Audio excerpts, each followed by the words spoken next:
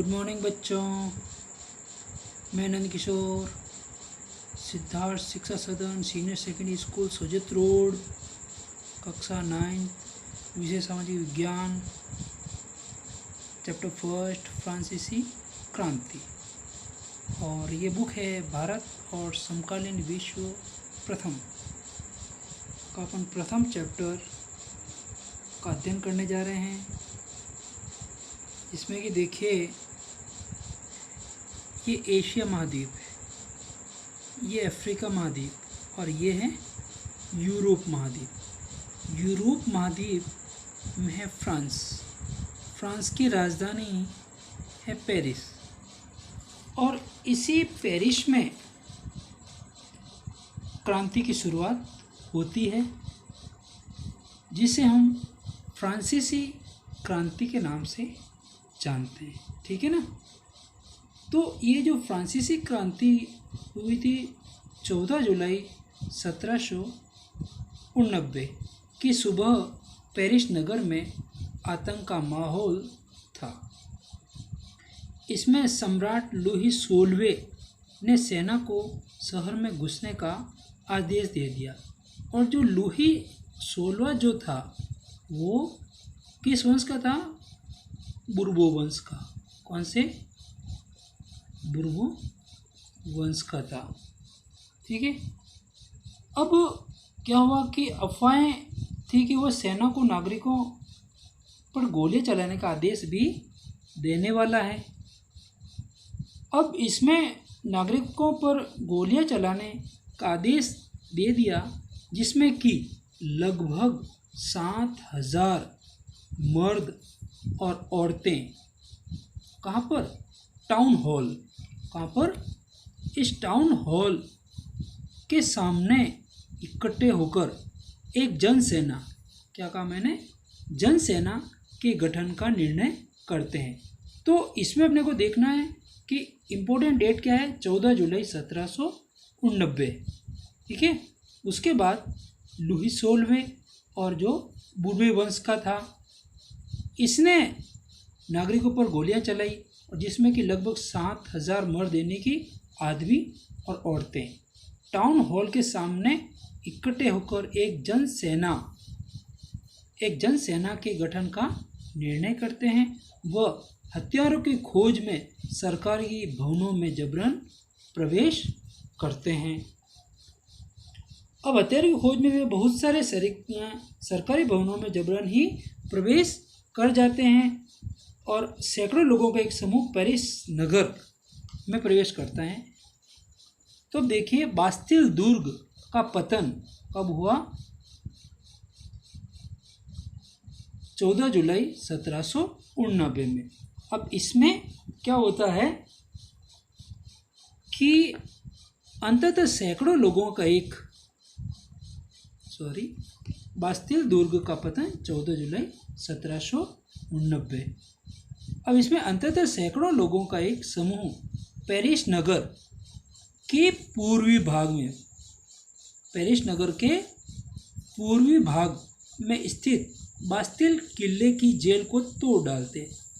अब देखिए, जब लोग एक समूह में इकट्ठे होते हैं और कहीं न कहीं अपने को स्वतंत्र करने के लिए और निरंकुशता की बेड़ियों को त्याग कर वो एक खुली हवा में घूमने के लिए या अपने आप को स्वतंत्र करने के लिए इकट्ठे होते हैं, और एक जनसेना का समूह बनाते हैं, और वो बास्तिल किले की जेल को तोड़ डालते हैं। क्यों तोड़ डालते हैं? क्योंकि यहाँ भारी मात्रा में गोला बारूद मिलने की संभावना थी। इसी से लुई 16वें ने लोगों पर आक्रमण भी करवाए थे, गोलियां भी चलाई थी, जिससे कि वो सबसे पहले बास्तिल के किले में तोड़फोड़ कर देते हैं। इससे क्या होता है कि हथियारों पर कब्जे की इस लड़ाई में बास्तिल का कमांडर मारा जाता है। उसके बाद कैदी छुड़ा लिए गए, यद्यपि उनकी संख्या केवल कितनी थी? 7 थी। कितनी थी? 7 ही थी। इस प्रकार बास्तिल दुर्ग का पतन धीरे धीरे शुरू हो गया। बास्तिल के पतन के बाद कई दिनों बास्तिल के पतन के बाद कई दिनों तक पेरिस व देश के देहाती मतलब ग्रामीण इलाके, देहाती क्षेत्रों में कई और भी संघर्ष हुए। इस प्रकार सम्राट के निरंकुश शक्तियों का प्रतीक होने के कारण बास्तिल किले लोगों की घृणा का केंद्र बन गया। अब यहाँ पे बास्तिल जो किला था वो निरंकुश शक्तियों का, निरंकुश मतलब यहाँ निरंकुश का अर्थ होता है निरंकुश,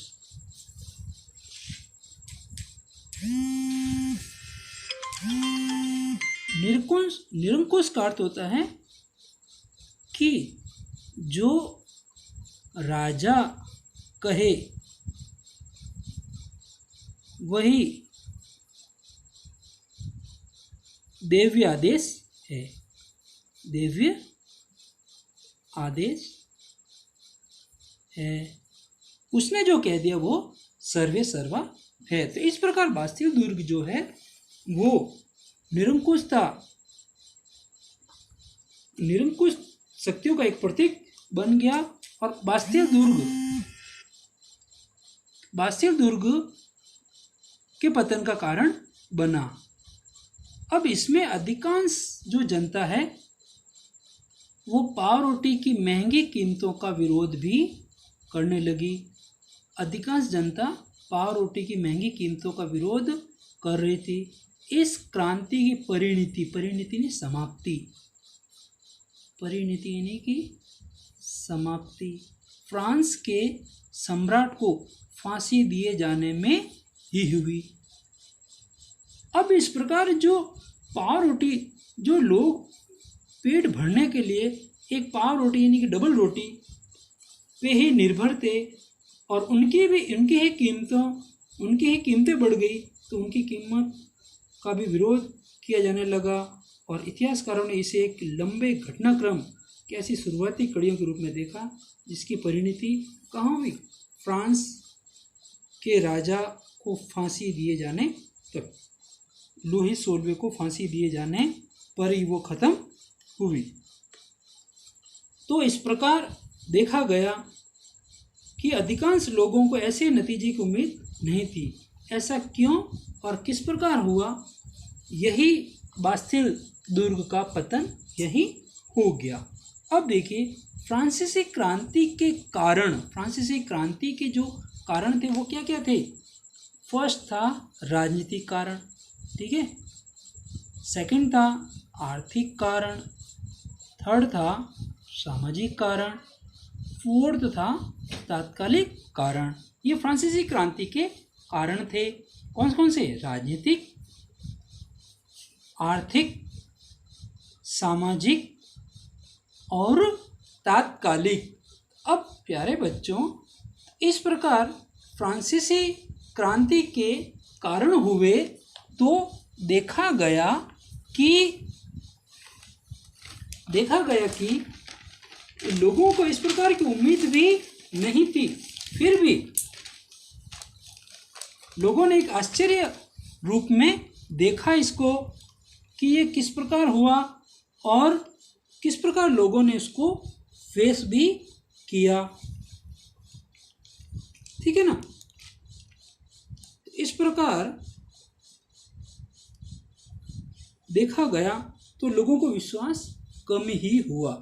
तो अब देखते हैं कि जो फ्रांसीसी क्रांति के कारण हुए राजनीतिक कारण, आर्थिक कारण, सामाजिक कारण और तात्कालिक कारण। अब देखिए राजनीतिक कारण जो थे उसको अपन देखते हैं। राजनीतिक कारण में हमने देखा कि सन 1774 ईस्वी में बुर्बोर राजवंश का लुई 16वां जो कि फ्रांस की राजगद्दी पर बैठा था। 1774 ईस्वी में क्या हुआ, बूर्बो राजवंश का लुई 16वां फ्रांस की राजगद्दी पर बैठा था और उस समय उसकी उम्र केवल 20 साल थी। कितनी साल थी? 20 साल थी। उसका विवाह ऑस्ट्रिया की राजकुमारी मैरी एंतोइनेट से हुआ। किससे हुआ? मैरी एंतोइनेट से हुआ। वो कहाँ की राजकुमारी थी? ऑस्ट्रिया की। वह एक अयोग्य शासक था। कौन? लुई 16वां एक अयोग्य शासक था। तो देखिए, अब प्रश्न किया जाए आपके सामने कि लुई 16वां किस राजवंश से था? कि बूर्बो राजवंश से था। वह फ्रांस की राजगद्दी पर कब बैठा? कि 1774 में बैठा। उस समय उसकी उम्र कितनी थी? कि 20 साल थी। उसका हुआ कहाँ की राजकुमारी के साथ हुआ? कि ऑस्ट्रिया की राजकुमारी के साथ। उसका क्या नाम था? कि मैरी एंतोइनेट। ये इस प्रकार राजनीतिक कारण था। और राज्यारोहण के समय उसका राजकोष खाली था। ये अब आ रहा है अपने आर्थिक कारण, इकोनॉमी। अब देखो, राज्यारोहण के समय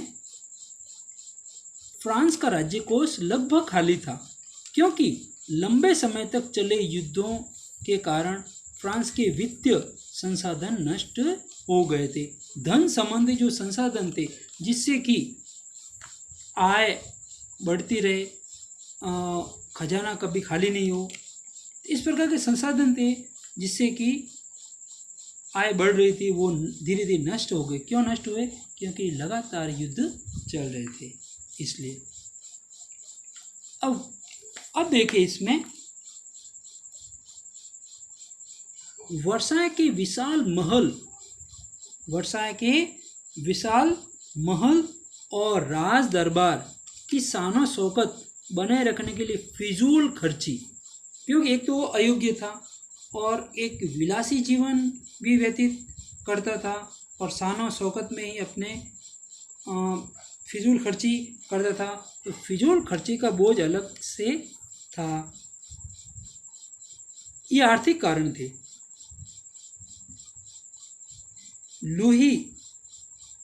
लुई 16वां जो था, लुई 16वें के शासनकाल में फ्रांस ने, ये देखिए मुख्य कारण और भी है कि फ्रांस ने अमेरिका के 13 उपनिवेशों को, उपनिवेश यानी कि गुलाम उपनिवेशों जो कि उसके अंडर में थे, फ्रांस ने अमेरिका के 13 उपनिवेशों को साझा यानी मिले जुले उसी के साथ साझा शत्रु कौन था? ब्रिटेन से आज़ाद कराने में भी सहायता दी थी। फ्रांस ने क्या किया था कि अमेरिका के जो 13 उपनिवेश थे, उसका फ्रांस और अमेरिका का जो साझा शत्रु था वो कौन था? ब्रिटेन था। और ब्रिटेन से उन 13 उपनिवेशों को आज़ाद कराने में फ्रांस ने अमेरिका की सहायता की। तो इस प्रकार भी वो कई हो गए। इस युद्ध के चलते फ्रांस पर 10 अरब लिब्रो, कितने? लिब्रे से भी अधिक का कर्ज और जुड़ गया। अब जो ये लिब्रे थी, ये लिब्रे फ्रांस की मुद्रा थी। क्या थी? फ्रांस की मुद्रा। ये लिब्रे क्या है? फ्रांस की मुद्रा। ध्यान रखना बच्चों, फ्रांस की मुद्रा। और अमेरिका की डॉलर, अमेरिका की डॉलर मुद्रा है। जिस प्रकार भारत की क्या है? रुपया।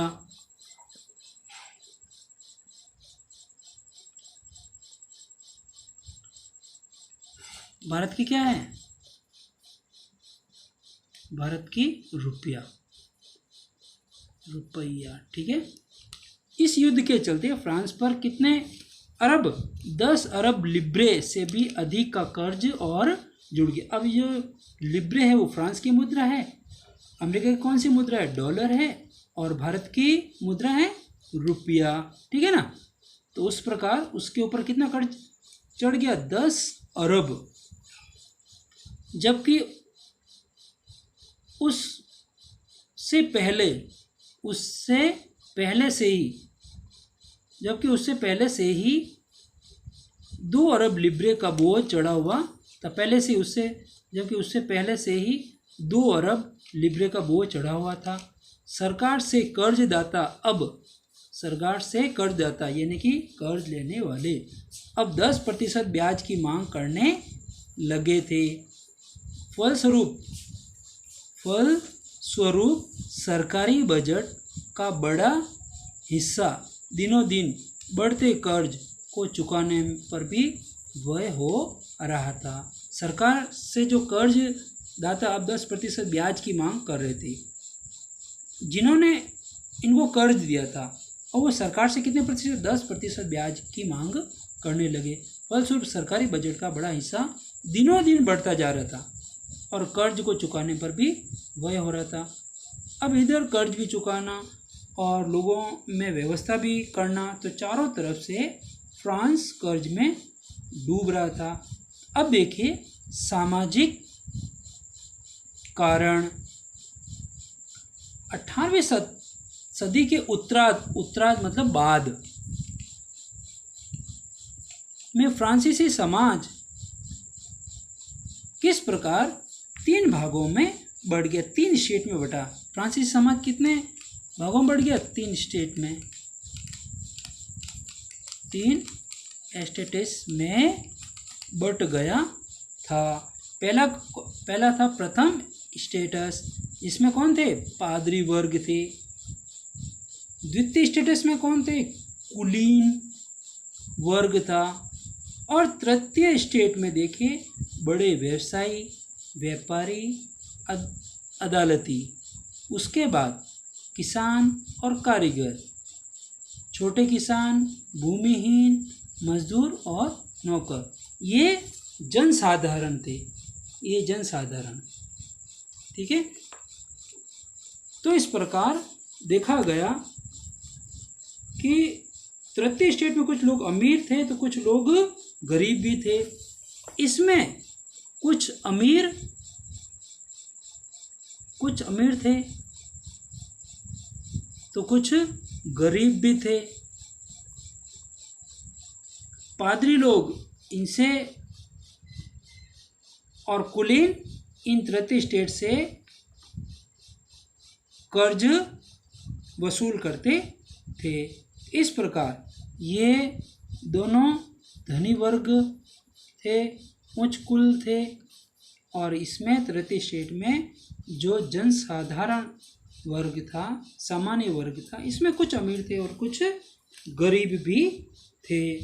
तो इस प्रकार फ्रांसीसी सरकार अपने बजट का बड़ा हिस्सा दिनों दिन बढ़ते जा रहे थे। कर्ज को चुकाने पर भी मजबूर थे। अपने नियमित खर्चों जैसे सेना के रखरखाव, राज दरबार, सरकारी कार्यालयों, विश्वविद्यालयों को चलाने की फ्रांसीसी सरकार करों में वृद्धि भी कर रही थी। तो इस प्रकार ये 3 स्टेट थे। कौन कौन से थे? प्रथम स्टेट में पादरी वर्ग था, द्वितीय स्टेट में कुलीन वर्ग था, तृतीय स्टेट में बड़े व्यवसायी, व्यापारी और अदालती। ये करीब करीब हल्के फुल्के धनी थे।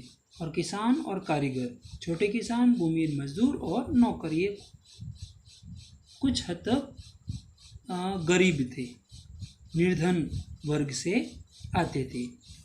इस प्रकार हमने बच्चों देखा कि किस प्रकार फ्रांसीसी क्रांति हुई, जो कि 14 जुलाई 1789 को कहाँ हुई? फ्रांस की राजधानी पेरिस में, जहाँ पर लुई 16वें ने अपने निरंकुश शासन को चलाने के लिए सैकड़ों लोगों को पेरिस के पूर्वी नगर के बास्तिल किले में डाला था, जिससे कि इस जेल को तोड़ दिया गया था। फिर लोगों ने राष्ट्रवाद की भावना को समझते हुए लोग इकट्ठे हुए, जनसेना इकट्ठी की। बास्तिल किले में निरंकुश शक्तियों का जो प्रतीक था वो लोगों को घृणा का केंद्र बन गया। इस प्रकार जनता की पारोटी महंगी होने पर उनका भी विरोध किया गया और धीरे धीरे ये उससे फ्रांस के सम्राट को फांसी दिए जाने तक जारी रहा। अब इसमें राजनीतिक जो कारण था वो बोर्बो राजवंश लुई 16वें का राजगद्दी पर बैठा और जो 20 साल का था ऑस्ट्रिया की राजकुमारी मैरी एंटोनेट से विवाह किया था वह राजा अयोग्य था। तो इस प्रकार लंबे समय तक आर्थिक कारण में क्या था कि राज दरबार में शान शौकत की फिजूल खर्ची का बोझ अलग से था, जो कि लुई 16वां 13 उपनिवेशों के साझा शत्रु फ्रांस ने अमेरिका के 13 उपनिवेशों के साझा शत्रु ब्रिटेन से आज़ाद कराने की भी सहायता की, जिससे कि 10 अरब लिब्रे जो कि फ्रांस की मुद्रा थी। इस प्रकार ब्याज वगैरह बढ़ गया था। सामाजिक कारण में फ्रांसीसी समाज के 3 स्टेट थे, पादरी वर्ग, नंबर 2 थे कुलीन वर्ग और तृतीय में बड़े व्यवसायी, व्यापारी, अदालती, किसान और कारीगर। उसमें छोटे किसान, भूमिहीन, मजदूर और नौकर। तो प्यारे बच्चों, आप अच्छी तरह से आपने सुना होगा, समझा होगा। दोबारा वीडियो देखना। और ये जो आपके सामने जो प्रश्न दिखाई दे रहे हैं, पहला प्रश्न है फ्रांस की क्रांति कब व किस नगर से शुरू हुई थी। नंबर 2 है बास्तिल दुर्ग का पतन किस प्रकार हुआ था, लिखिए। नंबर 3 है फ्रांसीसी क्रांति के प्रमुख कारण कौन कौन से थे, ठीक है ना, वो नाम लिखना है। और नंबर 4 थे फ्रांसीसी समाज कितने स्टेट में बटा हुआ था, वो लिखना है कंप्लीट। और नंबर 5वां जो प्रश्न है वो निबंधात्मक है, फ्रांसीसी क्रांति के कारणों का वर्णन करना है। ठीक है प्यारे बच्चों, क्वेश्चन ढंग से करना। ये जिस प्रकार मैंने चैप्टर के पॉइंट्स बनाए हैं उसी प्रकार आपको पॉइंट बनाने हैं, प्रत्येक प्रश्न को ढंग से करना है और प्रत्येक प्रश्न करने के बाद लाइन भी खींचनी है, डेट भी लगानी है, चैप्टर का नाम लिखना है सुंदर राइटिंग में। Thank you.